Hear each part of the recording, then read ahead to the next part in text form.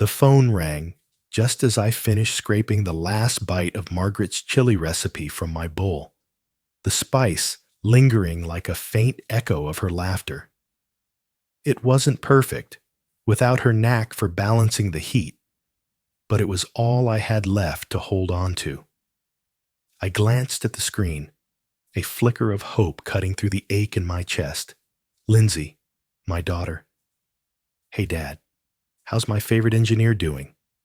Her voice danced with that familiar warmth, the kind that once made me proud to be her father in this sprawling Denver life.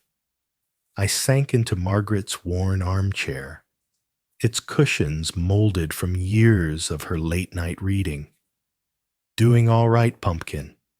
I fibbed, skipping over the stale bread I'd eaten for breakfast, or the hour I'd spent staring at Margaret's portrait on the wall, her smile frozen from our 25th anniversary picnic. Just had some chili, thinking of watching the game. Lindsay chuckled a sound that used to fill the house, but now carried an odd strain I couldn't place. "You're eating okay, right? I sent you that meal delivery link last week." "I'm good, Lindsay," I replied softly, though my mind flashed to the kettle I'd left boiling dry yesterday, the sharp hiss pulling me back from a memory of Margaret. Had a little mishap with the kettle, but I handled it. A pause stretched out, and I could almost see her brow furrow that little line she'd gotten from Margaret's worry. "Dad, maybe we should think about someone checking in on you." Nathan mentioned. "I'm fine, really." I interrupted, shifting the topic. "How's that conference in Phoenix?" She sighed, diving into tales of tedious marketing seminars while Nathan networked with clients. Her tone warmed again, but it felt rehearsed, like a mask slipping into place. "Gotta go, Dad?" "Dinner with some big shots." "Love you." "Love you too, Pumpkin." The call ended, but a rustle followed muffled voices leaking through her forgotten open line. I reached to hang up, but Nathan's words froze me. "Lindsay, you heard him. That kettle thing, he's slipping fast." My hand hovered over the phone, a cold wave crashing through my ribs. "Time to talk." "Nursing home," Lindsay said, her warmth replaced by a steely edge. "He's a burden, Nathan. You know it. That house could fetch $950,000 in this market. We'd be set." Nathan's reply was slick with triumph. "Spot on. Sell it, stash him in some cheap facility, and we'll grab that Boulder place with the view we've been eyeing." Lindsay's laugh sliced through me, sharper than any tool I'd ever wielded. "Nathan, you should have seen him tonight, so grateful for a call. He's clueless about our plan." My fingers numbed the phone, clattering onto the hardwood floor. Margaret and I had laid 26 years ago, each plank a testament to our dreams. But it deepened. Nathan's voice dropped secretive. "Mom's on board. Vivian's got a buyer lined up, some investment crew she runs with. She says a fake psych eval can speed this up, declare him unfit." Unfit. The word struck like a falling beam. Vivian, Nathan's mother, a real estate shark, with a name whispered in darker Denver circles, was scheming to brand me mentally unstable and steal my home. My home, the one I'd built, with calloused hands, where Margaret and I raised Lindsay, where every nail held a piece of us. I sat in the stillness, Margaret's portrait, gazing down her eyes, heavy with a caution I'd ignored. Something shattered within me that night, but from the wreckage rose a steel resolve as unyielding as the foundation I'd poured for this house. They saw me as a burden. They were about to discover I was unbreakable. I sat in the dimness, the mantel clock Margaret cherished, ticking like a heartbeat in the hall. A relentless reminder of the life we'd crafted together. The house seemed to shift around me as though the walls had overheard Lindsay's treachery and held their silence in shock. I shuffled to the kitchen, my boots scuffing the oak floors I'd installed in '97, each plank smoothed by Margaret's careful gaze. She'd chosen the wood for its deep hue, saying it mirrored the Colorado pines she adored. I slid open the drawer where we kept our records, my fingers finding the envelope by instinct. Margaret always insisted, "Save every scrap, Walter. You never know what's coming." There they were, the University of Denver tuition bills, $50,000 across 4 years for Lindsay's marketing degree. I'd logged extra hours returning home with plaster dust in my hair and steel grit under my nails. Margaret would have tea ready, her hands massaging my neck as I tallied the ledger at this same table. "You're wearing yourself thin, Walter," she'd murmured one evening, watching me stretch to cover Lindsay's tuition hike. "She's worth it," I'd answered, bright enough to outshine us both. Margaret pressed her lips to my temple, her tone gentle but firm. "Just don't give so much. She forgets where it came from." The wedding receipts followed $35,000 for a single day. Lindsay had wept when I suggested a modest $10,000 budget. "It's my dream day, Daddy," she'd pleaded, and I couldn't refuse. I took on side jobs for 6 months, hauling lumber, until my knees ached my back, a map of strain. At the reception, Lindsay clung to me during our dance, her gown brushing my rented suit. "You're the greatest dad ever," she whispered. I clung to that heart and soul. Then there was the car loan I co-signed. When Lindsay's credit tanked post-graduation and the $4,000 I covered for Nathan's SUV repair last winter draining my savings. The months they lived here rent-free after Nathan's financial advisory gig imploded, let go for irregular dealings he'd muttered dodging details. I stocked the fridge for 3, paid the soaring electric bills, and never asked for a cent. Nathan would pat my back, dubbing me Colorado's most generous soul. Lindsay would embrace me, promising, "We'll repay you, Dad, once we're stable." They'd been stable for over a year, both with solid incomes, yet never broached moving out or settling the $250 steak dinner I'd treated them to for their anniversary, or the countless other ways I'd bolstered them. I climbed to Lindsay's old room, still coated in the pale teal she'd picked at 15. Photos of her school friends and college diploma dotted the bulletin board echoes of a girl I thought I knew. I'd soothed her through teething cries here, guided her through geometry at the desk I crafted to fit the window nook. Margaret and I had spun dreams for her future in these walls, our voices low in the night. Now, those dreams lay in ruins. Back in my study, I fired up the shared desktop from their stay. I wasn't prying, not intentionally, but an open email snagged my eye. Lindsay, to Nathan, subject house strategy. My breath caught as I read. They'd logged my house with Vivian's agency, listing Nathan as a co-owner without my consent. Falsified papers, dates I'd never signed. Vivian's response chilled me further. "Buyers eager. My group will pay cash, but we need that psych eval fast. I've got a doc who'll certify Walter's unfit for $6,000. His kettle incident seals it. Unfit." The word seared a betrayal beyond my worst fears. Vivian, with her sleek grin and a trail of lawsuits for swindling seniors, was masterminding this. She'd dodged 2 legal battles leveraging her network. Now she targeted my legacy with my daughter as her pawn.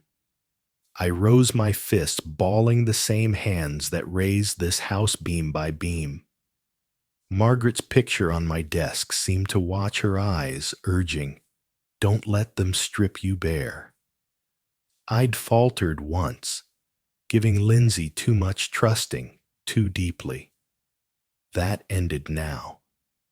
They deemed me a frail old man, ripe for discard. They were mistaken. This house was Margaret's joy, our midnight plans, the life we'd poured into it. And I'd be damned if I let them take it from me. The dawn broke through Margaret's bay window, igniting the silver streaks in the marble countertop I'd set after grueling shifts at the site. I stood there, mug in hand, gazing at the garden she'd tended, where summer bees now hummed among the daisies she'd nurtured. The house was still, but my thoughts raged like a construction crew at deadline. Lindsay's chuckle, Nathan's icy scheming, and Vivian's plot to deem me unfit clashed like steel on steel. They saw me as a crumbling relic, too frail to resist. They were about to face Walter Bennett the builder, who turned raw earth into a home, and I had more to construct. I retrieved Todd Fisher's card from my desk drawer, its corners frayed from 5 years of use since Margaret's illness forced us to prepare for the end. Secure our future, Walter.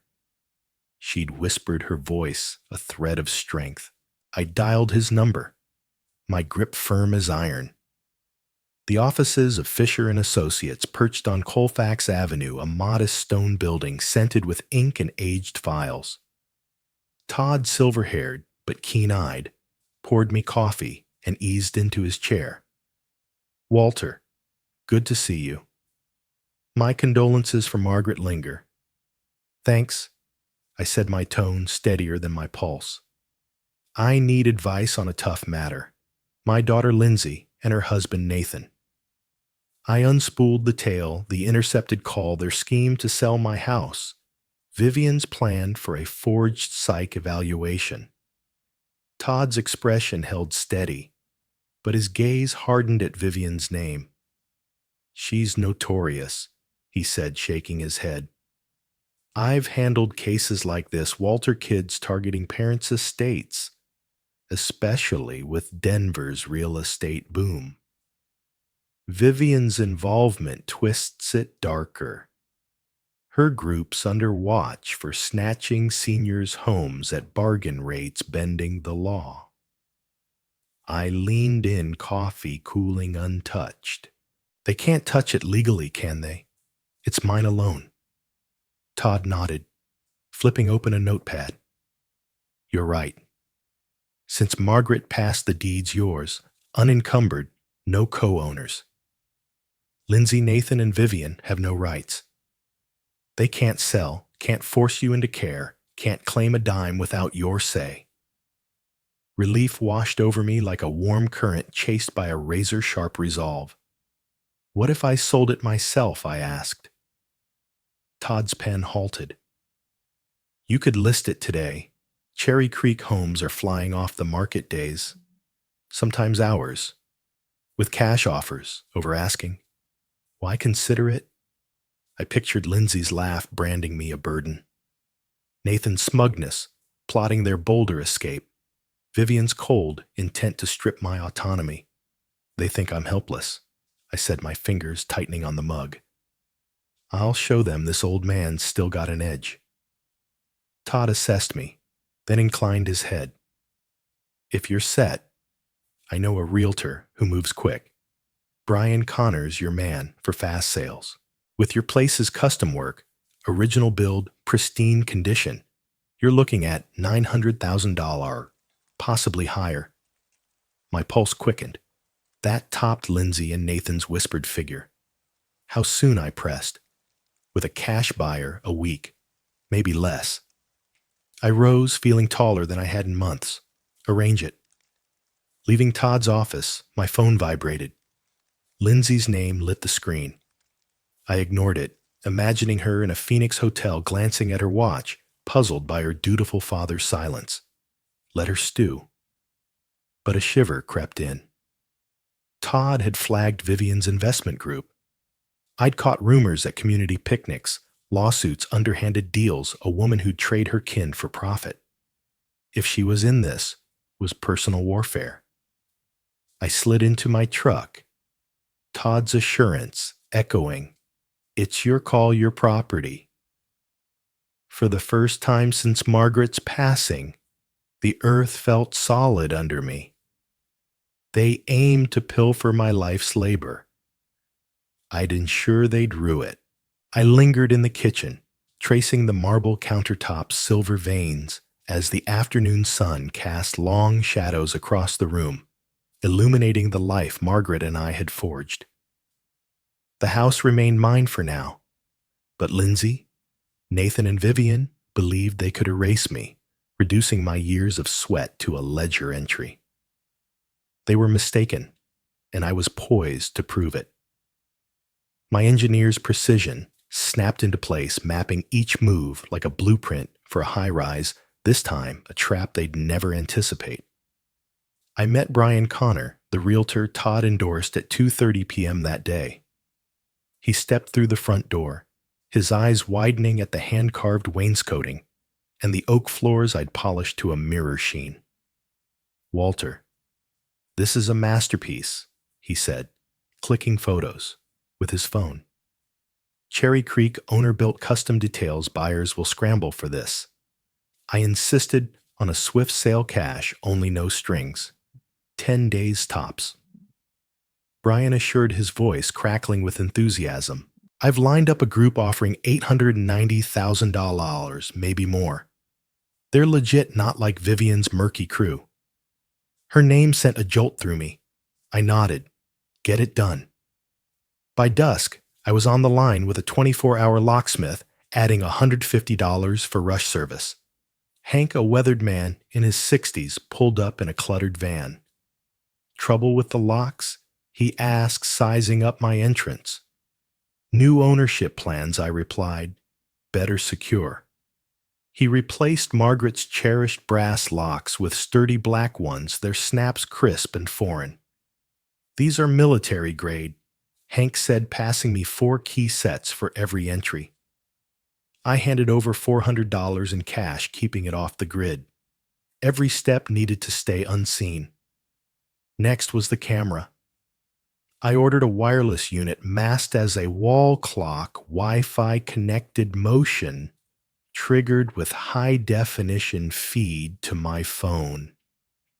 It cost $125, with overnight delivery a bargain for the reckoning I was engineering.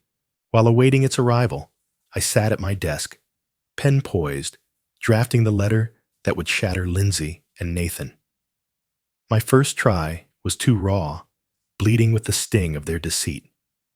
The second felt too detached, lacking the love I'd once given. The third struck true, firm, crushing final. "Dear Lindsay and Nathan," I wrote in my precise engineer's hand. "If you're reading this, my design succeeded. I overheard your call your glee, and calling me a burden your plot to sell my home. The house is sold $890,000 cash. The funds are mine locked where you'll never reach. I've relocated to a place where I'm cherished, not endured. Your possessions are at Denver storage on Colfax. You have 30 days before costs accrue. I gave you all I had for 35 years. You answered with treachery. Take this lesson to heart. Regards, Dad." But the plan wasn't complete. At Brews and Views, the cafe 2 blocks away, I nursed a black coffee and spotted a figure in a navy jacket watching from a booth. His gaze flicked away. When I met it, his posture too rigid, too intent. Vivian's handiwork, I was certain. She'd hinted at observation in that email likely to bolster her claim of my decline. I approached, coffee cup steady, and locked eyes. "Tell Vivian I'm keener than she imagines," I said. He snatched his bag and fled, abandoning his untouched espresso. My heart pounded, but I felt like a commander laying a siege. I hired a moving crew to pack Lindsay and Nathan's belongings, clothes, laptops, their heap of letters, and shipped them to storage. I retained a file of their printed emails, evidence of their forged deeds, and Vivian's conspiracy, leverage if needed. Then I searched online for a new base, something modest, fortified mine. Pine Ridge, a senior community in Highlands, offered a furnished studio with a garden view and clubhouse Margaret would have adored. I called the manager, Mr. Patel, and secured it with a $2,500 cash deposit, no questions. Move in anytime, he said. Tonight, I answered. Packing Margaret's keepsakes, her locket, her wedding snapshot, the journal she'd stopped at page 163, I sensed her guiding me.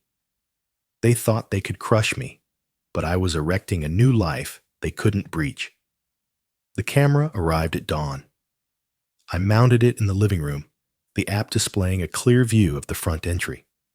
I was prepared. They'd step into my snare, and I'd observe miles distant with $890,000 secured and retribution in my grasp.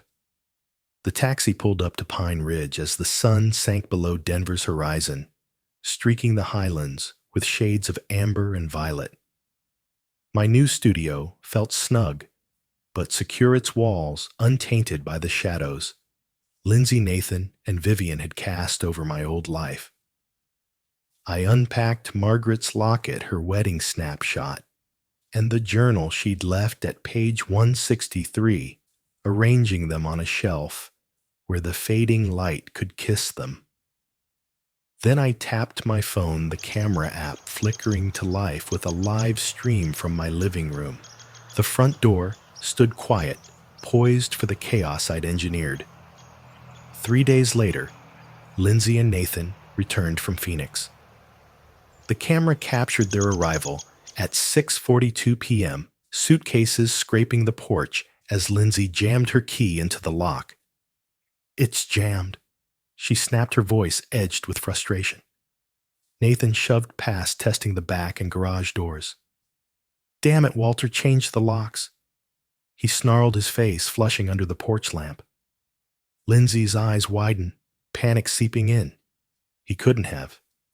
He's too out of it. They circled the house, pressing against windows, their silhouettes frantic against the glass. I watched from my new perch, the app's audio sharp, as they spotted the letter taped to the door. Lindsay ripped it open, her hands shaking as she read aloud. "The house is sold $890,000 cash. The funds are mine. I've relocated to a place where I'm cherished, not endured." Her voice broke on the final phrase, a sob tearing loose. Nathan snatched the paper, scanning it with a grimace. That sly old fox? How did he manage this? They froze the camera recording every moment. Lindsay's tears smudging her mascara, Nathan's fists pounding the frame. Then Lindsay's phone rang. She answered, her tone frantic. "Mom, it's a catastrophe." He sold the house. Vivian's voice crackled through, faint but audible on the mic. "Settle down, Lindsay. I've got a plan. I paid $12,000 to that shrink for the psych eval, claims Walter's unfit. We can sue, force him to share the cash." Nathan interjected, pacing. "My attorney says we can challenge the sale if we prove duress. We're not finished." Lindsay dabbed her eyes, a flicker of resolve returning. "Fine, let's fight. He can't just abandon us." But I wasn't finished. I'd sent the camera footage to Ellen Grayson, a former colleague turned investigative reporter at the Denver Chronicle. Ellen called that night, her voice thick with urgency. "Walter, this is dynamite. Vivian's group's been probed for months, snagging elderly homes with fake deeds, greasing palms. I dug further, and Nathan's dirty too. He was sacked from his last firm for siphoning $60,000 from a relief fund. I'm publishing tomorrow." My breath hitched. Embezzlement. That explained the irregular dealings he'd skirted. On the feed, Lindsay and Nathan clashed, their voices escalating. "You pushed the nursing home idea," Lindsay shouted. "This is on you, Nathan." He retorted, "And you laughed at him being a burden. Don't play holy." The camera caught them shoving a tangle of blame as their scheme unraveled. Vivian's voice cut in again, ordering them to her office for a counterattack. "We'll play dirty if we must," she said. "Walter won't win." I eased back the burden of their deceit, lifting as justice took form. The house was gone, but the truth was surging, and it would strike harder than any beam I'd ever hoisted. Margaret's snapshot seemed to nod from the shelf, her gaze soft with pride. They'd tried to shatter me, but I was shattering them instead. The next morning, the Denver Chronicle landed on doorsteps with Ellen's headline, "Real Estate Scandal, Vivian Carter, Tied to Senior Exploitation Scheme." I sat at my kitchen table in Pine Ridge. The newspaper spread before me, steam rising from my tea as I absorbed the details. The article outlined Vivian's connections to an investment syndicate under federal scrutiny, alleging forged documents and payoffs to doctors to deem clients unfit. Her past legal brushes were cataloged 3 settlements, 1 dismissed case evidence of a calculated pattern. It closed with a nod to an anonymous source, providing video proof my camera feed now fueling the investigation. By midday, my phone pinged with a news alert. Vivian Carter had been detained at her office handcuffs, catching the light as reporters swarmed. The charge fraud and falsified medical records with a possible 8-year term. I watched the clip online, her polished facade replaced by a snarl as she was escorted to a patrol car.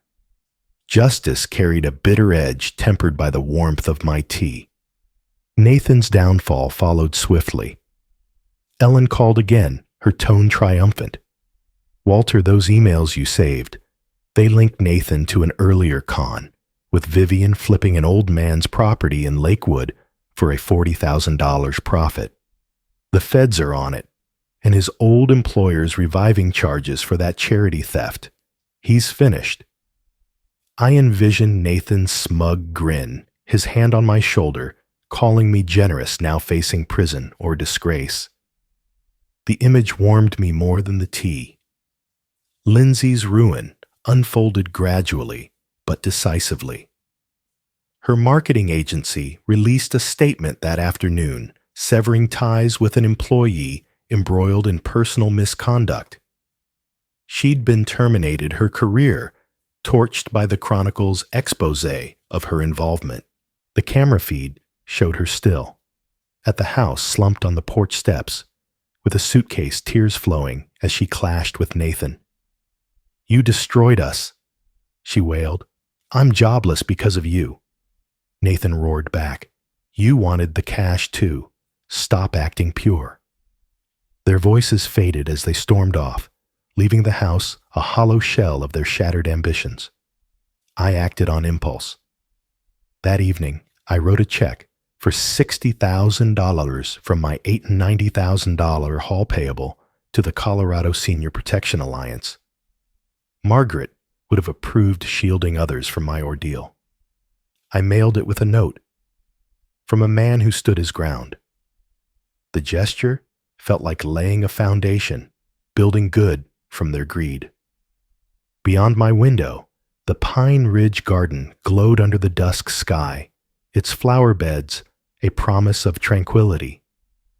Lindsay had called once, her voice fractured, pleading for a meeting. I didn't pick up. Nathan's lawyer had sent a letter demanding a portion of the sale, citing mental anguish. I crumpled it into the bin. They'd lost their bolder dream, their savings, their standing. The house belonged to another, but my honor stood tall, anchored in the life I'd reclaimed. The months settled into a gentle cadence at Pine Ridge. I joined the gardening club, my hands rediscovering the soil Margaret once tilled, and found a morning circle at Brews and Views who greeted me with tales and grins. My studio became a sanctuary, its walls adorned with Margaret's locket, her snapshot, and the journal still open at page 163. I'd sit by the window, a glass of her preferred Merlot in hand, watching Denver's skyline evolve with the seasons. Since her passing, I felt unshackled for the first time, free from the chains of their demands. One evening, a letter arrived Lindsay's handwriting, unsteady on the envelope. I opened it cautiously, bracing for another claim. Instead, it was a plea ink blurred with tears. Dad, I was wrong. Greed and Nathan clouded me. I'm sorry for labeling you a burden for plotting to sell your home. Can we talk? The paper quivered in my grasp, flooding me with memories, her giggles in the teal room, her embrace at her wedding. But the wound ran deeper, a scar words couldn't mend. I penned a brief response on the reverse. Gratitude arrives too late, Lindsay. I've found peace. Be well. I tucked in Margaret's pearl earrings, a keepsake from before our vows, and sent it back. It was my final offering, a token of the love they'd forsaken. Ellen Grayson called again, her voice buoyant. Walter, that story's a sensation. Readers want more your tale, your fight. How about a book? I paused, then consented. With Ellen's guidance, I wrote, Forged by Resilience, A Life Restored, recounting my journey from betrayal to triumph. It launched 3 months later, a quiet success that sparked a network for seniors battling family exploitation. I spoke at their inaugural gathering, my voice firm, as I shared how I'd reclaimed my destiny. Now, as I stand on my balcony at 10:09 p.m. on this Wednesday, August 6th, 2025, the city lights shimmer below a constellation of my victory. I raise my glass to Margaret's snapshot on the sill. We did it, my love, I murmur. The breeze carries my words away, and I feel her spirit, her fortitude in every breath. Lindsay and Nathan are echoes, now their lives unraveling from their choices. Vivian's trial nears her empire collapsing under evidence I helped expose. The house is another's domain, but my legacy is mine, crafted with hands that never yielded, a heart that persevered, and a will that prevailed. This is my liberation, my triumph, and it surpasses any wine.